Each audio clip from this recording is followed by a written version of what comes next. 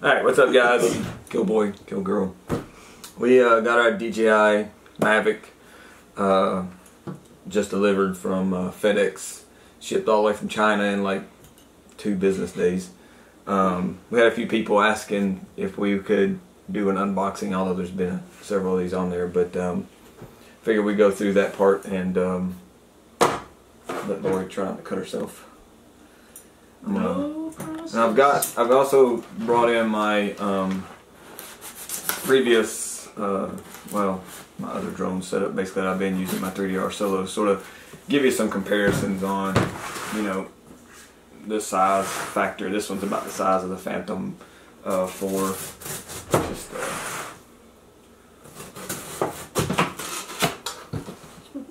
gotta let the camera see. That was all peeking there. So this was the upgraded optional version that has the extra accessories with it. I think they call it the Fly More package. So it comes with like extra batteries, a case to carry everything in, a car charger so you can charge it from a 12-volt car system, which I thought would be pretty handy for what we do. So let's start with the accessories, I guess. Void if damaged. Well, we're about to damage it. Oh, this is the shoulder bag.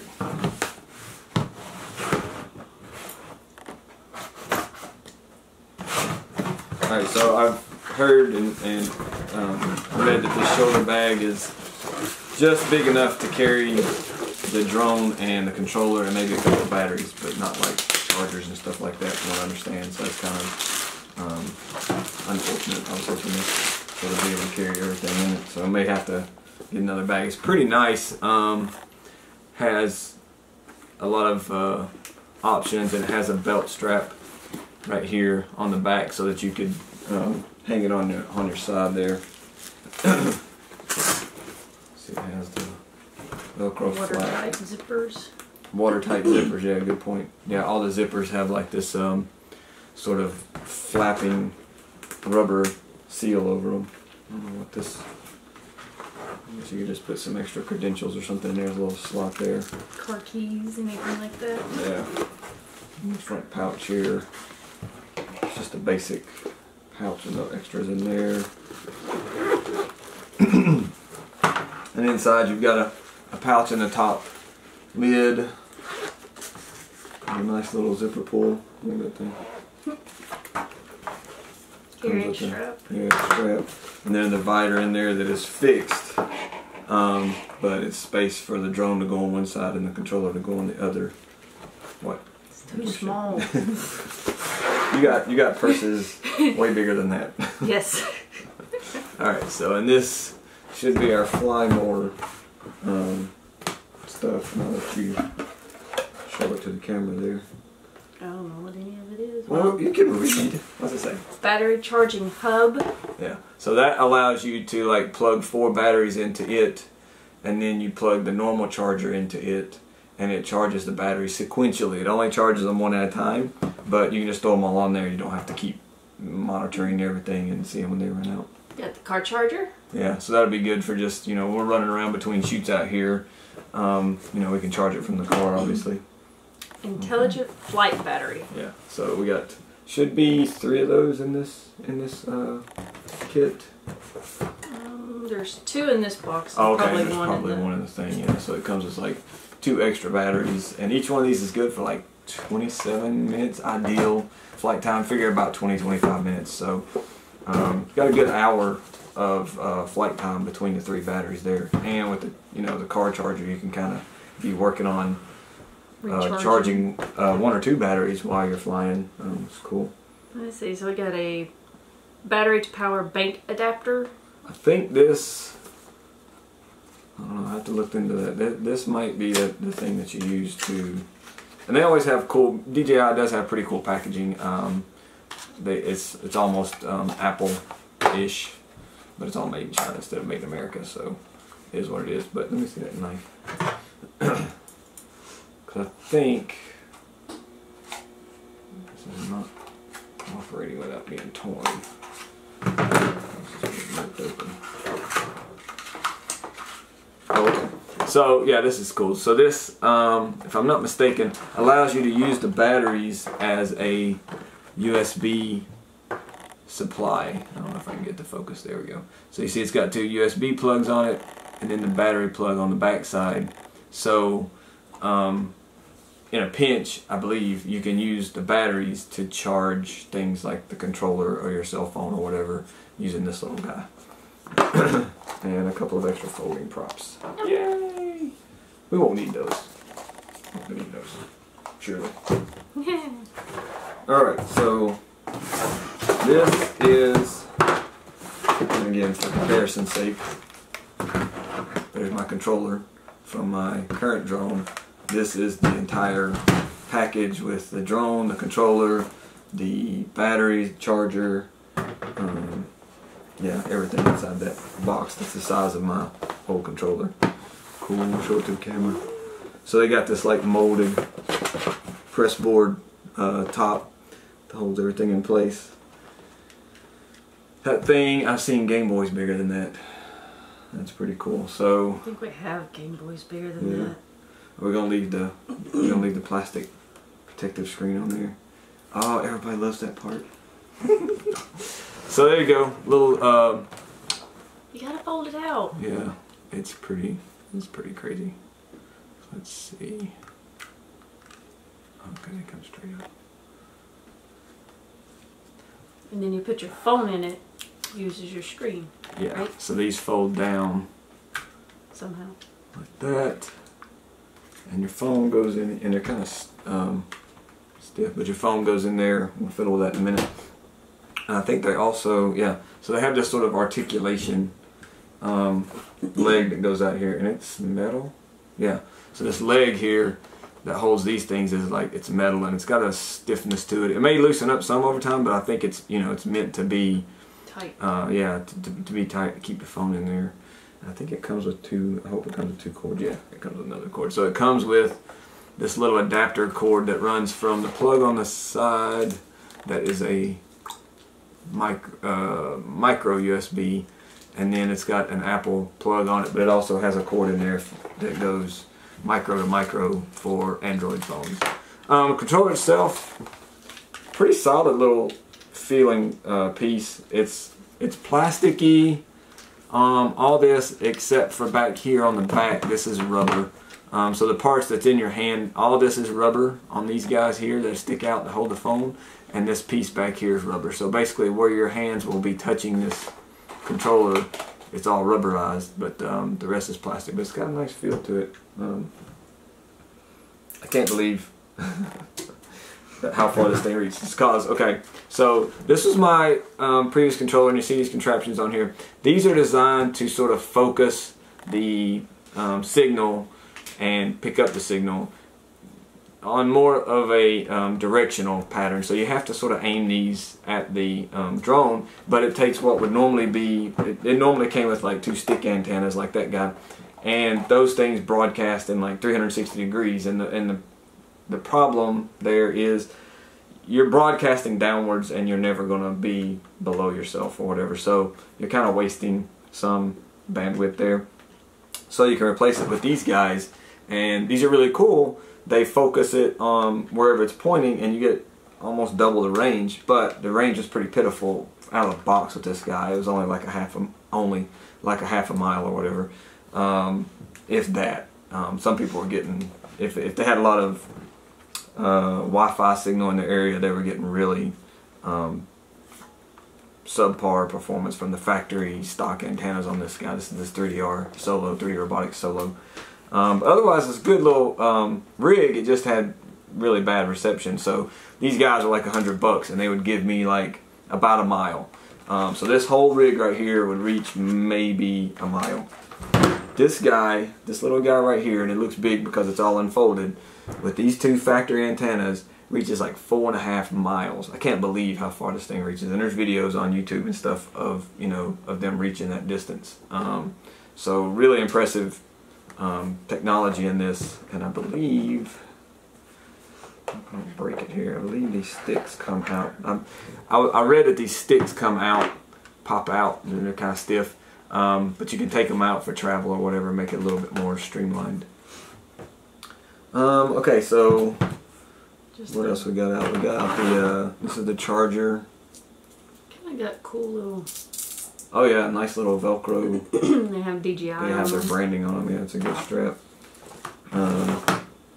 Nice little Velcro straps on things that are like this sort of low pile, you know, sand Velcro. And the charger just uses a regular 2-port plug. So if you lose it, you can use like the Sony PlayStation plug, PS4 plug, stuff like that. It's just a regular 2-pole universal deal, so that's cool. This is the adapter. I think this is to plug into the. There's also a USB port on the bottom of this controller, and I think you can plug things into that as well if you need to like plug in an external tablet or something as your screen. Then you can do that. Dun, dun, dun! There it is. So turn on and off the power. Press once and then press again. Hold for 2 seconds. All right. So. So there's some padding in there too for it. Is it? Well, yeah, like these little. Yeah, padding a little things. foam padding in there. And Over here too. So there it is. They finally made, DJI finally made a drone that doesn't look like a 4-way sex toy. Thank you, DJI. That's one of the reasons honestly, I never really got into the Phantom. I just didn't like the way they look. But I like the way this looks. It's cool. Looks like a transformer. Is a transformer. Out of the box, it comes with this plastic or this rubber cover over the plastic shield for the gimbal. This thing is really wanting to focus on faces. I've got to like cover up your face to get it to focus on this. There we go. So, plastic cover over the gimbal on this. And what's cool about this setup is you can leave this on there if you're planning to fly like not really video specific stuff, like maybe you just want to play around and fly first person view in a park through some trees. You know, you can kind of leave this on there and protect the gimbal, but you'll get some glare and reflection because this is on there. So if you really want the best video, you pop that off and your camera is fully exposed.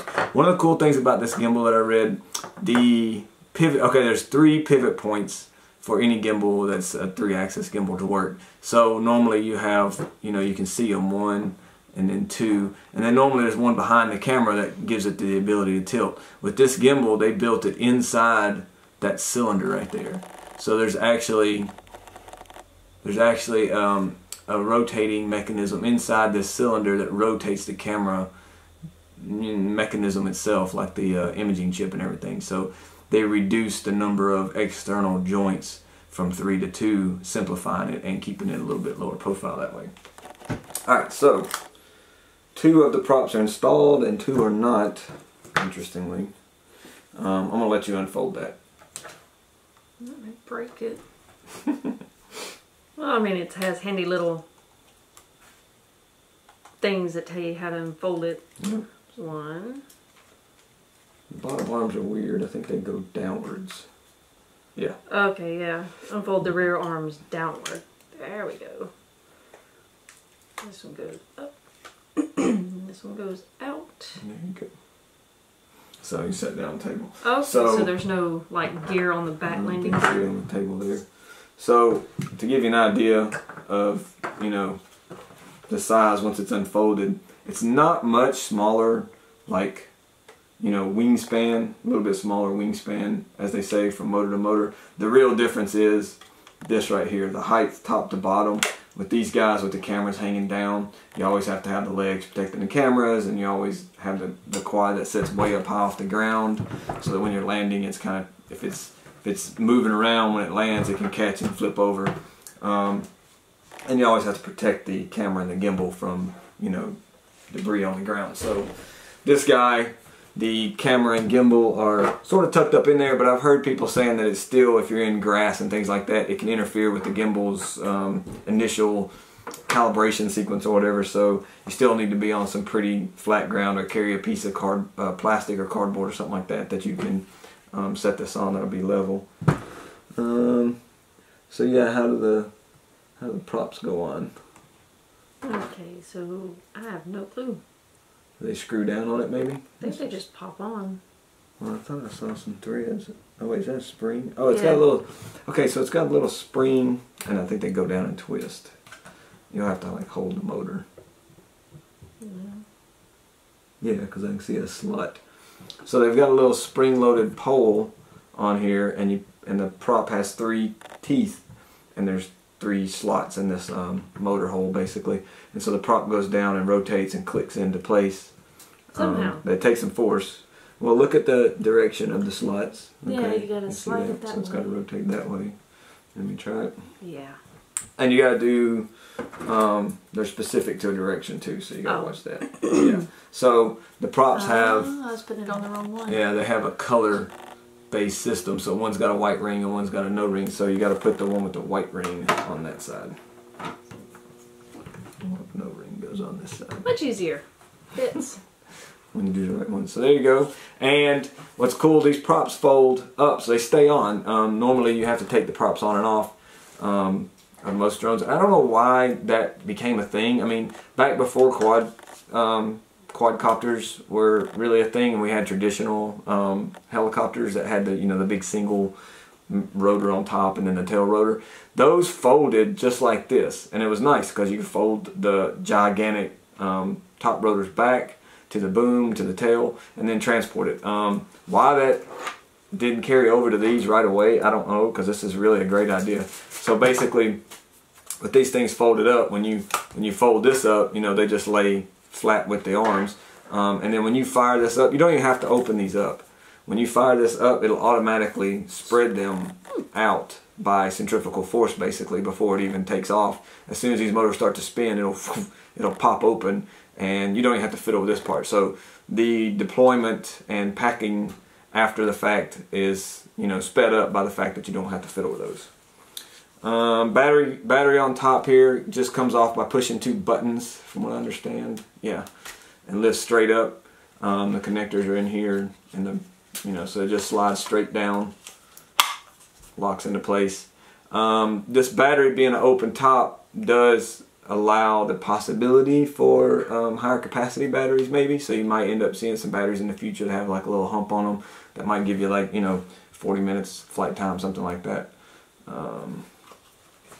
Alright, so not reading any instructions. Let's just turn some power on and see what happens. So I'm going to turn the power on this guy. Do you have the DJI Go app on here? Mm-hmm. Is it updated? We did it in Vegas, so it should be. Yeah, I don't know if it's updated. Oh. The other issue with this setup though is that the little piece that hangs over the phone right here, kind of covers up the home button. It's not as big of a problem on iPhones because the home button is a little bit larger, but on the Android phones where the home button is that little bitty tab right there, it covers them up. So I'm not sure I have the phone in there right, so double check me. Yeah, I know I've got the DJI app. Yeah, I just put one in. I'm going to switch out the cable. We'll see how hard this is. 2 hours later. I'll plug it in backwards. Oh, there we go. Yeah, it was a little hard to plug in a minute ago. Alright. Well, that's better than being loose, I guess. And this probably won't be able to stay into that. So I'll plug.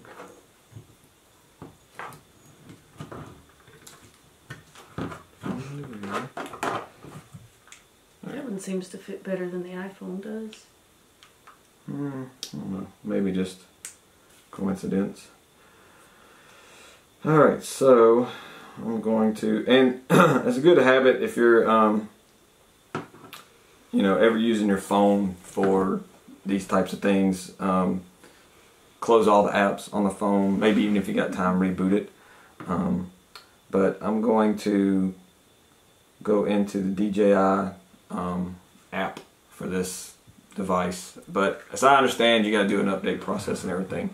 But I'm just going to see how it goes here when I start this thing up.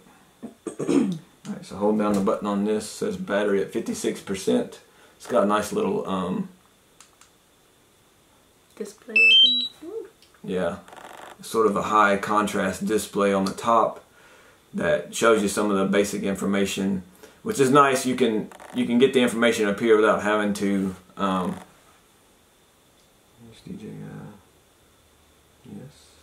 Probably have to turn this one on. No, hang on a second. Let me see what it does here. Connecting. Okay, you're right. So, turn off on power. So, and if you, sticker thing. If you tap the button on the batteries, they usually tell you where they're at. So this one's pretty low. I'll just try this one, see if it'll connect. So you push the button twice, holding it the second time. No kidding, this thing's in there. Nah, can't get it out, just destroy it. Makes a cool little startup sound. And for those of you who don't know, they all kind of do this. Okay, yeah, it's doing it low battery. That sound that it makes the startup is done with the motors. It actually sends current to the motors at a frequency and makes them vibrate and makes that sound. So it's not a speaker inside of it. Alright, so inconsistent firmware. Aircraft firmware and firmware of peripheral device do not match. This may cause instability. Slide to update. So we'll have to go through. Recenter wheel. Alright.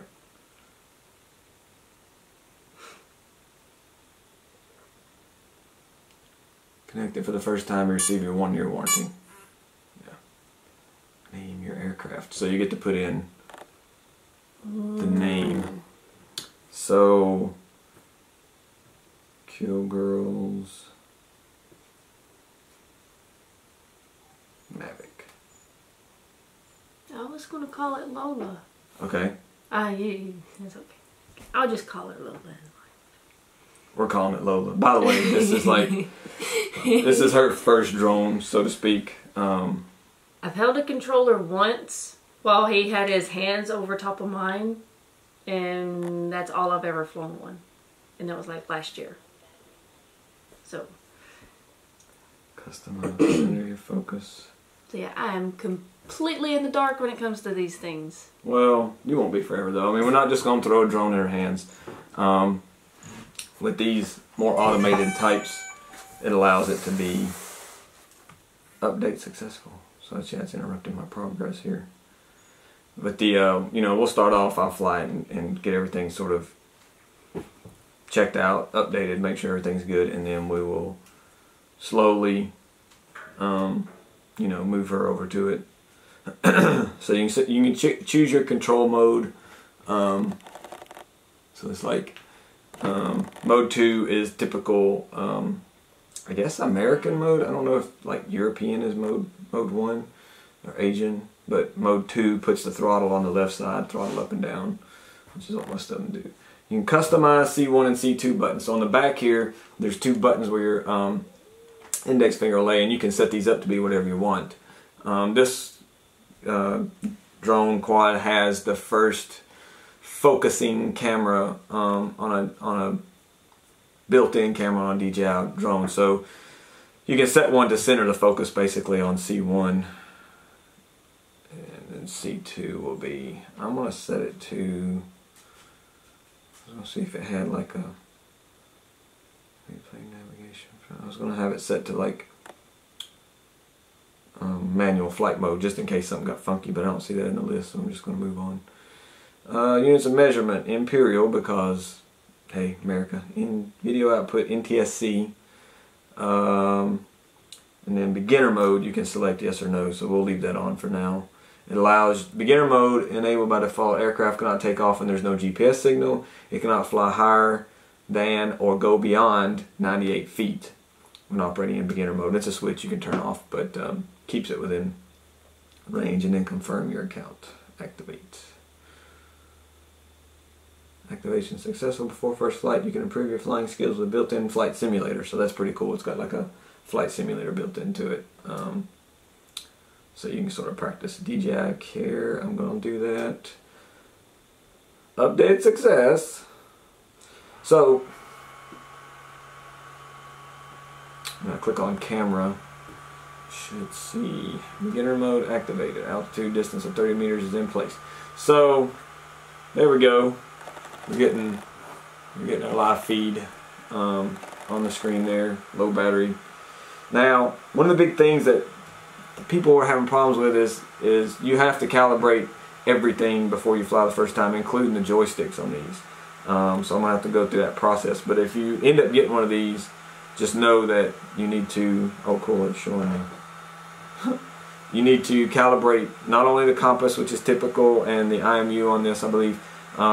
You also need to calibrate the joysticks, and it's a slow process. It's not very clear in the calibration instructions what the process is for calibrating the joysticks on these controllers. It gives you a little graphic on the screen, and it just says push all sticks in the up position or something like that. It's kind of janky English. So watch a video if you need to. Basically, you need to push the stick all the way to the limit, and then draw a slow box around the entire, you know, limit of where that stick can move, and it should draw a solid white line. If it's a dashed line, you got to keep going over it until it's solid white line, and then you got to do the wheels on the top also. And once you do all those things, then it will say success and it's calibrated. But if you don't do it slow enough, it doesn't really calibrate. Alright, so, and it's cool, it's showing, I don't know if you can see that on here, it's showing, like, see those red bars near the top there? That's the sensors that are saying that there's something in front of this. So it's got the obstacle avoidance built into it to keep you from, yeah, now it's all red, so that thing really freaked it out, to keep it from flying into things that are big enough for it to sense. It won't sense like power lines and small branches and things like that, but whole trees and obstacles and buildings and stuff like that, it'll sense that, stop, and if it's in return to home mode where it's flying back to you by itself, it will reposition and go around it and then continue on, return to home. Pretty cool. It's got a party in here now. Dogs, what are you doing? Alright, so we'll show you how it packs up basically into the bag. So to start with, you gotta turn that off. I think you have to tap the button and then hold it. And the little lights go doot, doot, doot, doot, and it shuts off. Alright, so yeah, put the props over the arm. Yeah, there you go. So wait, I think I turned it on. Well, pressing it once just shows you the battery life, so you didn't really turn it on.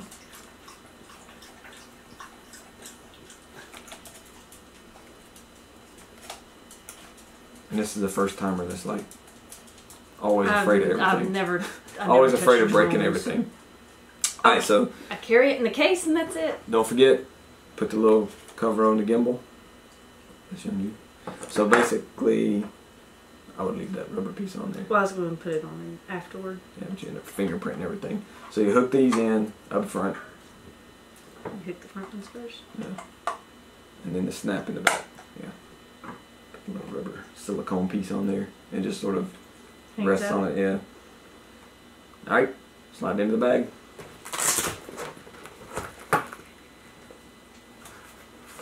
Not sure if it goes in camera first or tail first. Probably camera first would be easier.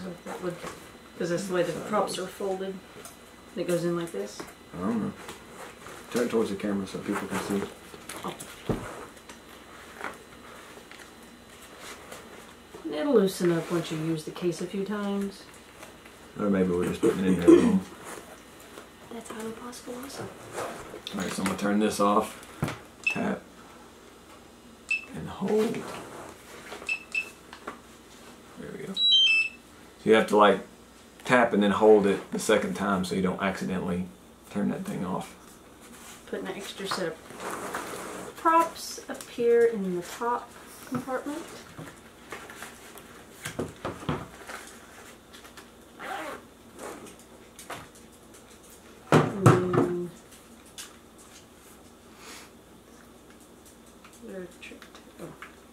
So they're just a little stiff.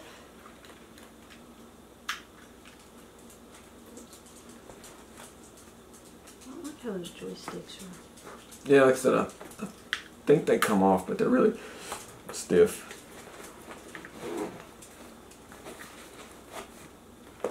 Yeah, there's not much there's not much room in there for extras. Like you couldn't fit the battery charger in there. Maybe the car charger. Is it the tall one? That's got that big box in it too. So part of the car charging package, it has a big box on it too. So it probably won't fit in there either. jam a battery in the side. Is that the one out of the package? Okay, yeah. So you could probably fit another battery in that side. Yeah. So there's enough room on this in the side pouches. Pretty snug. I mean, I'm not sure about durability of doing that over and over, but there's enough room in there to put a battery on each side, and then you got the battery, of course, in the drone itself. You might be able to fit something like a battery right there. But that's about it. Does that close? Yeah.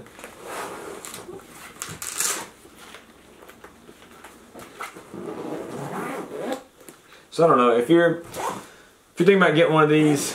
The Fly More package adds, what was it, 300?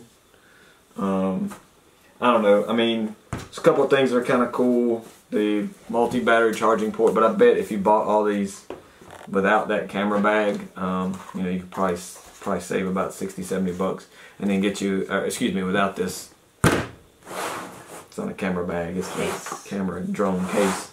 You could probably get you your own camera bag that's got a little bit more space in it to fit the other extra parts in. Yeah, from what I've seen, you can just grab these two right here and sort of do that, and then grab it by the battery body here, and then flip these guys out like that.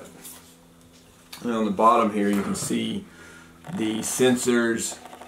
There's two sensors there. You can see they're like sonar sensors, and I think there's a camera. Is that what that is? Two cameras? Yeah. Looks like it. Looks like two cameras at the top and the bottom.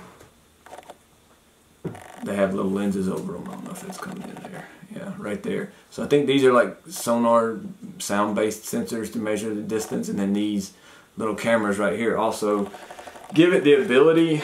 It basically like can take a picture of the ground when it takes off and the takeoff area, and then it keeps that in memory. So when you return to home or do any kind of automated landing, it will reference that photo and try to put itself right back in that same spot. So it uses GPS and the cameras to sort of position itself over that same spot that it took off from. And then there's two cameras in the front.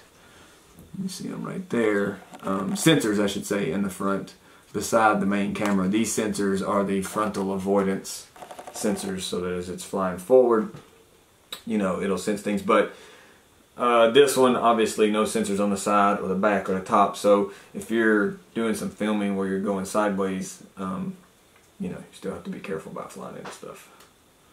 And it looks like it even has almost like, it has like, these are the back legs that it sort of lands on when it sits down. It sits on these two things and these feet that are sticking down from the front propeller props.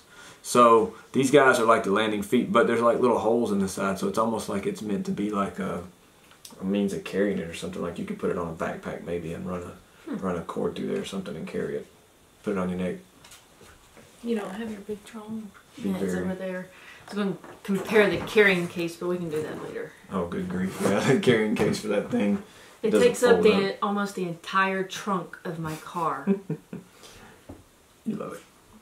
So that means I can't get anything when we go shopping and have the drone with us. Yeah, so this will be cool because, yeah, we can just throw this in the back seat. We got 3 batteries if something comes up. You know, it's much more easier to take on flights with you if you take a vacation and want to take it with you. Yeah, with that big case that I have for the other one, I mean, it's like, you know, it's a big sealed case, and it was basically check luggage if we want to go on a flight, whereas this, we could just carry it in our carry-on bag. And you know, the batteries are small enough that they meet the FAA requirements for staying under a certain size or whatever, so you can carry as many as you want to with you.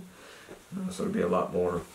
It's not just a matter of being more convenient, it's a matter of being convenient to the point that you're more likely to carry it with you. I think that's the thing. It's like, that you will take it, because somebody like me, I'm not taking that big the other one's just so somewhere. bulky. It was like, you know, I don't feel like grabbing it and taking up all the space in our little sports cars and stuff. Too. And it's a lot quicker or a lot longer to set up that one versus getting this one out, popping it in the sky. You know, it'll be a lot quicker. So I think we'll be more likely to get more aerial footage with this setup versus the bigger stuff. Yeah, pretty cool.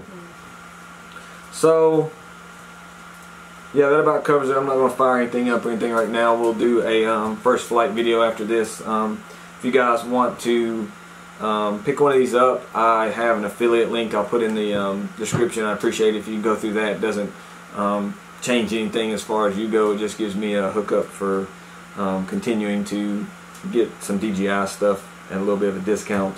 So I'll put that a link in the description for the video. And say hi to Mia, Miss Mia. Little escapee. Yeah. Had him locked away, and she can get out of anything. Alright, so camera cuts off after so long, so I was just wrapping up anyway. But yeah, I was saying that's about it. We will do a first flight video and follow up once we get everything updated. That process is not really something you want to sit through and watch. But we'll be back with you guys shortly. Later.